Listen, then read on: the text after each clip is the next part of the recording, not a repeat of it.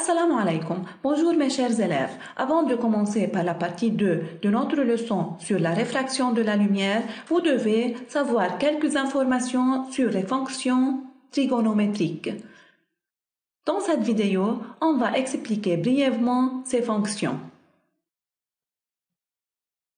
Tout d'abord, on appelle trigonométrie, du grec trigono signifie triangle et métrie signifie mesure. Alors en fait, les fonctions trigonométriques sont des fonctions qui relient la mesure des angles dans un triangle aux longueurs de ses côtés. Les fonctions trigonométriques sont importantes dans l'étude des triangles. Et en physique, ces fonctions sont très importantes puisqu'elles servent à modéliser les phénomènes périodiques comme les ondes, la lumière, le son et d'autres mouvements qui sont le plus souvent sinusoïdales. Pour définir les fonctions trigonométriques pour un angle θ dans un triangle rectangle, on a mentionné qu'une fonction trigonométrique relie l'angle aux côtés de ce triangle. Alors, commençons tout d'abord par définir les côtés d'un triangle rectangle. On a les trois côtés nommés l'hypoténuse, le côté opposé et le côté adjacent. L'hypoténuse, c'est le côté opposé à l'angle droit et il est toujours le côté le plus long dans le triangle. Alors, voici l'angle droit et voici le côté dit hypoténuse. Maintenant, le côté opposé. C'est le côté opposé à l'angle θ déterminé. Alors, si θ ici, alors c'est le côté qui est directement opposé à θ. Par exemple, si on veut cet angle-là, alors ce côté est alors le côté dit opposé.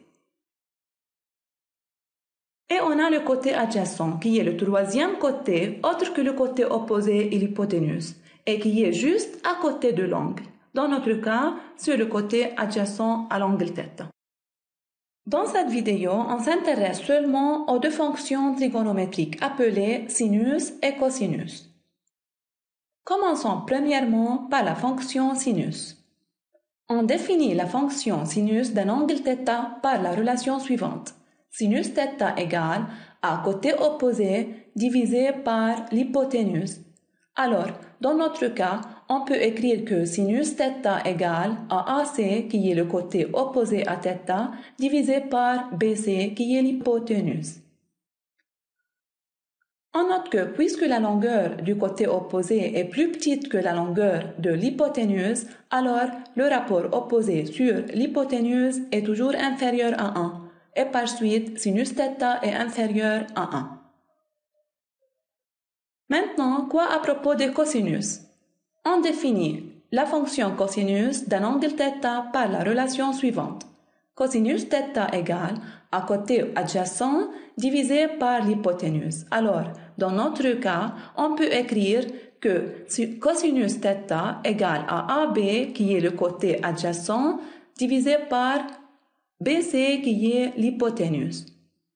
Et de même, on note que puisque la longueur du côté adjacent est plus petite que la longueur de l'hypoténuse, alors le rapport adjacent sur l'hypoténuse est toujours inférieur à 1 et par suite cosinus θ est inférieur aussi à 1. Dans notre leçon, on s'intéresse aux fonctions sinus. Mais est-ce qu'il y a une autre méthode pour trouver encore la valeur de sinus? Oui, tout simplement, en utilisant la calculatrice, on peut trouver la valeur de sinus d'un angle à partir de sa mesure. Si on a la mesure d'un angle, on appuie sur le bouton sinus dans la calculatrice et on ajoute la mesure de l'angle et on trouve la valeur des sinus de cet angle. Par exemple, si l'angle ABC est égal à 40 degrés, alors on appuie sur la calculatrice le bouton sinus, puis 40, alors on obtient que sinus de 40 est égal à 0,642 et comme nous avons expliqué, on remarque que cette valeur est inférieure à 1. Encore, en utilisant votre calculatrice, vous pouvez trouver la mesure d'un angle à partir de son sinus. Regardez comment c'est fait. Si on a la valeur des sinus d'un angle, on appuie d'abord sur le bouton Shift, qui se trouve souvent ici, puis le bouton Sinus. On trouve sur la calculatrice le symbole sinus moins 1. On met alors la valeur des sinus, puis égale et on obtient la valeur de l'angle. Appliquons ensemble cet exemple.